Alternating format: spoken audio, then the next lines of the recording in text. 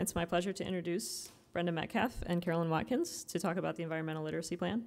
Brenda is the director of the Environmental Education Council of Ohio, which provides great resources to teachers who would like to incorporate environmental education. And Carolyn is the director of the Ohio Environmental Education Fund, which is part of the Ohio EPA. And Carolyn has also been a grantor of ours as well, which we certainly appreciate. So, and I got those closing documents in last week. So welcome to the stage, Brenda and Carolyn.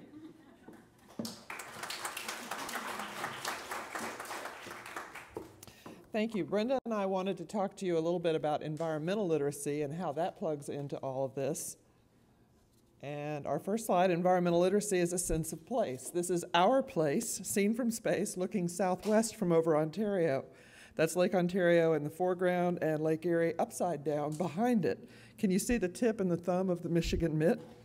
Photos of our blue planet looking so vulnerable in the blackness of space can remind us to steward it. A sense of place means knowing local phenology. When is the bud burst? What are the first blooms in spring, the first signs of each change of season? These are marsh marigolds in the cedar bog near Utica that come in right after the skunk cabbage and right before the trilliums. It means knowing who your neighbors are and whose tracks those are in the mud and who left those pink drops in the snow and who cooks for you. These great horned owlets are about to fledge in Greenlawn Cemetery in Columbus, a favorite spot for bird watching. It means knowing about the history of your place. A century ago, 83% of the forest cover in Ohio had been cut down, about 20 million trees. Beaver, bison, elk, mountain lions, snowshoe hares, trumpeter swans, wolves, and even the deer were gone from Ohio. A century later, thanks to reforestation, habitat restoration, and reintroductions, species like the river otters and the osprey are back and thriving. You all know that the Cuyahoga River caught fire in 1969 when a spark from a welding torch ignited an oil slick on the water. It actually caught fire 4 different times. It made Cleveland a national laughingstock, but public concern helped bring about passage of the Clean Water Act. In the 1970s, Ohio had some of the worst air in the country. We had 44 air pollution alerts where it was bad enough we told people, don't go outside. Thank goodness those days are gone. We spent $5 billion to clean up our air. Our biggest air pollution problem today is smog, largely from motor vehicles.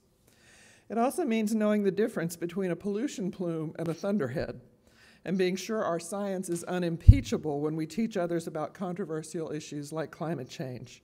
Michael Sanera wrote a book criticizing environmental educators for sloppy science and fear-mongering. In the preface, Marilyn Quayle tells the story of a toddler pointing at a cloud and saying, "Look, Mommy, pollution." It means knowing about environmental policy. When we ban a pollutant, we do a lot better than when we just limit how much of it you can emit. We banned lead from gasoline and paint, and today's children have 85% less lead in their blood than their parents did. It's one of our biggest environmental success stories, and nobody knows about it. It means knowing how the food you eat is produced, how far it traveled to reach your plate. Leopold said there are 2 spiritual dangers in not owning a farm. The first is the danger of supposing that breakfast comes from the grocery and that heat comes from the furnace. It's knowing the source of electricity we use. In Ohio, 90% of our electric power comes from coal, 7% from nuclear, and 1 each from hydropower, natural gas, and wind. This is part of a shadow and light exhibit on the Cleveland lakefront. It's actually a giant sundial. The shadow points true north at noon. It's knowing that parts of southeastern Ohio are the legacy of burning coal to make electricity into gob miles and mining waste. It's when children see an orange river and use an orange crayon instead of a blue one to draw it.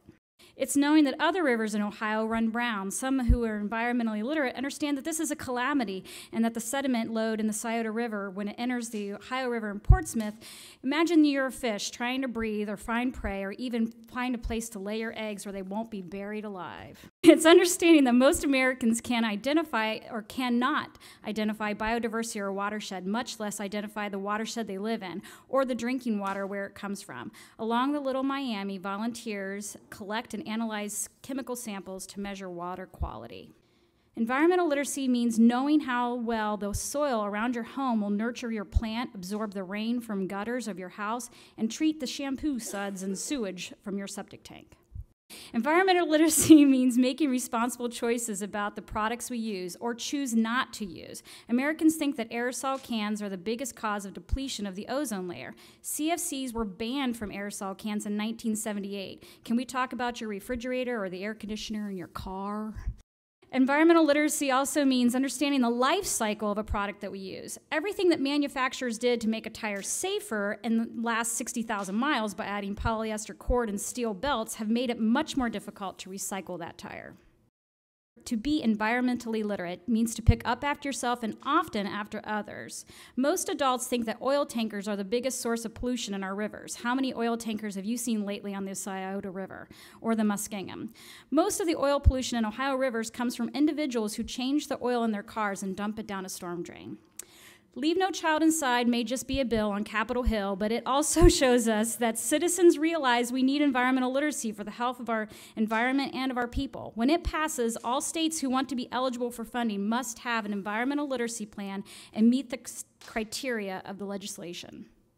In addition to the plan, we must have an infrastructure to provide solid environmental education. We have that infrastructure in Ohio and many stakeholders who have been providing environmental education to Ohioans for years, some since the 1930s. Due to these groups, Ohio is seriously light years ahead of many others in the United States. So good job, guys. The Environmental Literacy Plan, the ELP for Ohio, has been created by a core group of individuals from Ohio Parks, the Leave No Child Inside, Ohio Department of Natural Resources, Ohio EPA, Ohio Department of Education, ECO, and the list goes on. The ELP is currently being prepared to go out for statewide review. Once we receive the comments from the stakeholders, we will adopt Ohio will adopt this ELP, and the Ohio Department of Education will adopt it as part of their model curricula, which is a really big deal. And that kid was my kid.